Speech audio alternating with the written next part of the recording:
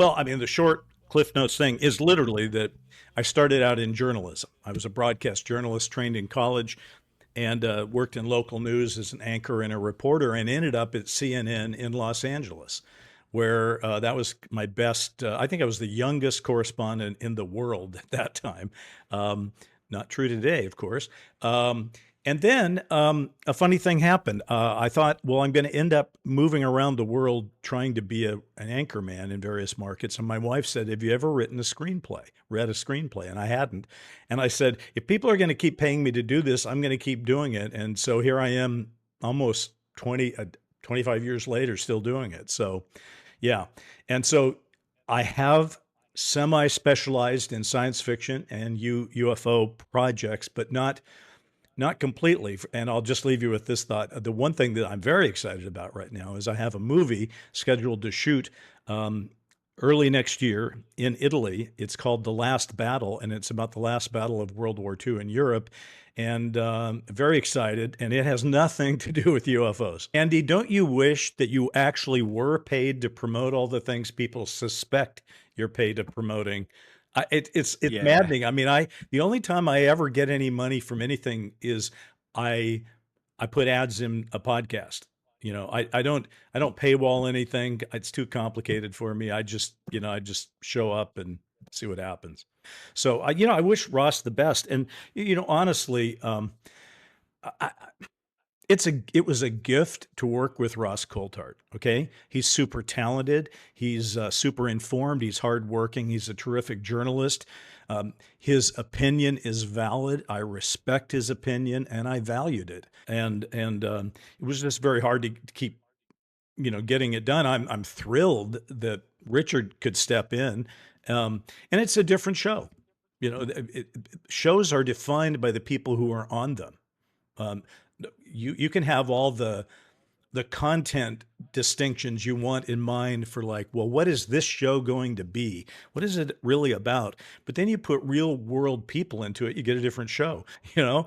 And it was like being chained to a tree in a hurricane. You just got to hang on and he I really had to bring my game up to play on that playground with him. Fantastic. Rich is a different guy. In fact, I always thought that the show actually was kind of elevated when Ross and I might disagree about something, right? Because it was like, yeah, we shouldn't all be nodding to each other. This is a mystery. It's a large, grand mystery. And all of us, yourself included, and the people who are listening today, are all chasing the facts of this mystery in our own way. I look at that technology and what I understand about it and say, that feels very anomalous to me. And so quite often, I'll write the first draft of a script, but man, I mean, I get notes from directors, from executives, from um, st- studio executives, girlfriends. I mean, everybody gives you a note, and so the idea that somebody would question something you did, or that doesn't invalidate friendship or work relationships. There are times it just takes so much energy to stay current. And, like I said, I do other things. I write feature films and I develop TV series, and, I write books, and, I do other things. And so the energy to be up to date on the UFO issue is very strong sometimes, what's needed.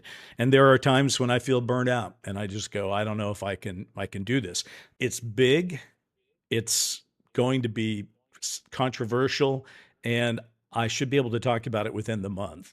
So I'll send you a text when that happens. But like right now, I'm not at liberty because the contract just got signed and they don't want people talking about it yet. September is a particularly strange month for me because that's when they do the Emmys. But it isn't just one Emmy show. There's always the primetime Emmys. That's the one everybody sees. But the week prior to that, there are two Creative Arts Emmys where they honor the people that are below the line, and everybody from makeup and hair to production design. So those are three major shows. Then there are these parties, and the thing is, I'm not complaining. I'm blessed that I get to go to them, but they all hit you all at the same time. I'm not the young guy I used to be. I still get tired and I go, oh my God, do I have to go to the Emmys tomorrow? So unless you're sitting with somebody during the commercial breaks where you have a lot of time to talk, um, not usually. But I will also point this out. When I was chairman, I got to sit with Tom Hanks and Steven Spielberg on the year that they won for Band of brothers. But of course, you're sitting next to Steven Spielberg, who's Mr. UFO, and yet it never came up because I just felt like, you know what, he's here to win an Emmy for his war movie, and he doesn't really need me to be hitting him up about UFOs. You know, we've had whistleblowers and hearings and things like that, so hard to say. I wish them the best. I hope they find a way to get it distributed. I tend to think that if they haven't gotten it distributed, it's not because of the topic. It's not like somebody is like, oh, UFO, no, don't do that. But Andy, I I just get got that's to going to tell you, happen. I do not believe, um, for the people who think, oh, it's got to be interference, I just don't buy that. I Hollywood, if it's showing anything, has been they'll make a movie about almost anything if they think that they'll profit from it. And this doesn't apply just to Hollywood. This applies to the film industry where you are. I mean, Yep. films and TV get made because people are going to watch it, and in one way or another, advertising or something is going to pay for it. And it is not, it was shelved. It's not coming out. It's not going to see the light of day. And it's been binned. Yeah. And I don't think Age of Disclosure had anywhere near a budget into the hundreds, let No, alone no, tens of no. millions of dollars. And yeah, these things go away for Although, various you know, reasons. listen, that's an extreme example, because the truth is, most times if you spend $100 million on something, you're going to finish it and you're going to put it out. Uh, the only reason that explains that one, though, is when you're talking about Batgirl, you're also talking about Batman, and you're talking about DC Comics, and you're talking about Warner Brothers.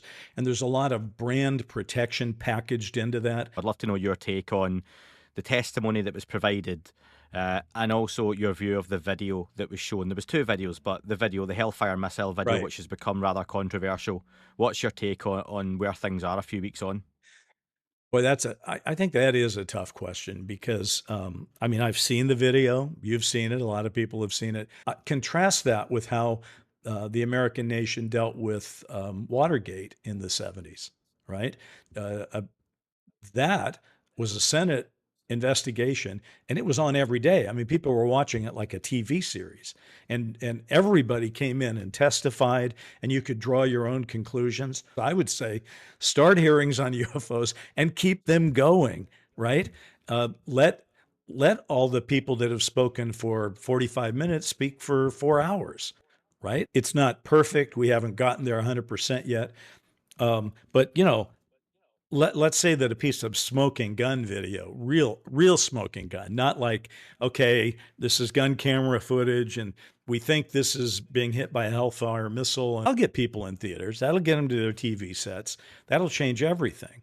I mean, all these uh, networks and cables and everybody who's got uh, journalism that looks like it's on its last legs is going to be invigorated when something like that happens. And you'll be doing your share of interviews on those shows, I predict. You see talk about Kennedy basically thinking he might do exactly what we said he might do in Dark Skies. And I've kind of looked at that and said, I don't know what to make of that. And he was all about saying that the big picture is in the little detail. And time and again, Stan would prove that you could find things by just being patient. So he would sit his ass down at a table, you know, at an archive, and he would read for 10 hours. And then he'd come back the next day and do it again. And so my hat is off to him. It's more than I've done. And I think he learned a lot of things because he did that. So yeah, let's hope more people can do that. And again, this is right now, Bryce. I feel we're in a little bit of a dip with the UFO topic publicly because the Epstein stuff has overshadowed it. And I've said a million times, when those first hearings happened with Bray and Moultrie, back 3 years ago, I think it was now, Right. 3 or 4 years ago, I was watching it in one room in the kitchen on YouTube, and my wife was watching the Johnny Depp and Amber Heard trial in the other room. That was getting millions of views, millions of hits. The UFO hearing wasn't. As much as us in the community, the journalists, the podcasters, the bloggers, the folks, the influencers, the people who just keep this up online, the commentators, the fans of the topic Sure. are keeping it alive. It's changing direction. It's getting bigger. These objects, multiple objects, are now potentially on a course towards Earth. Now, admittedly, a bit like yourself, Bryce, I've not done a lot of digging into this one because I'm seeing so many different reports and stories. But perhaps there's something to it, and maybe it would take something like that, a real interstellar visitor of non-human origin or not, to really capture the public's attention. I don't have as many years left on the earth as I used to. And I'd like to see this thing resolved. And I'd like to see, I see a world that appears to be more, internally divided against itself, not to mention all the external divisions, than I'm used to. And I've seen a lot. I just think that the revelation that we're not alone is maybe that'll be the thing that makes us try to get on the same page with each other. And if that's the case, I hope so. I mean, imagine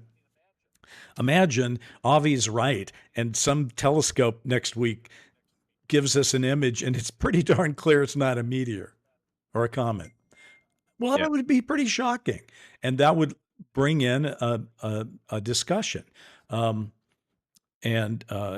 I think about this all the time. One project I am working on that is fascinating from your point of view, I'm sure, it's called Undeniable, and I'm doing it with Lionsgate. I think the main thing you'd have to ask them first is, why are you here? I mean, I don't, that's because from that flows everything else. If you could get an honest answer from whatever the intelligence is about why they're here, it tells you a lot. What if the answer was, well, we've been here all along? Well, that would be shocking. Or we're here to save you. That would be shocking. We're not going to tell you. That would be a shocking answer. I mean, I'd like to ask that. Why are you here? Which, by the way, is sort of like saying, what do you want? I've been big on the Betty and Barney case. I've written scenes about it in Dark Skies. I've developed a movie and a TV series about it, which, I've competed with the big boys to see if I can get set up. Haven't succeeded so far. But I will tell you, and actually, I believe Betty and Barney were abducted. It's the Richard Dolan book, UFOs for the 21st Century Mind, the new edition of it. Neither of these books are perfect because you've got your own opinion of what should be the basic briefing on UFOs, and so do I. But I don't know. I think Dolan has done a really good historical walk through things. He raises all the issues. And I would sort of recommend it to people. If you have friends that need to know more, I'd sort of give them that. But if I had to guess right now, I think it's extraterrestrial still. But I don't know that for a fact. And there's no reason to believe it's only that. It may be sort of some version of all of the above. And that's where I'm coming from these days. That's why I'm less slavish to, who's the whistleblower of the day and what are they actually going to say? And can we prove this or that about them? Because, and I am convinced, even though I'm an old man right now, by many standards, I'm still convinced that in my lifetime, we are going to come to the realization that we're not alone.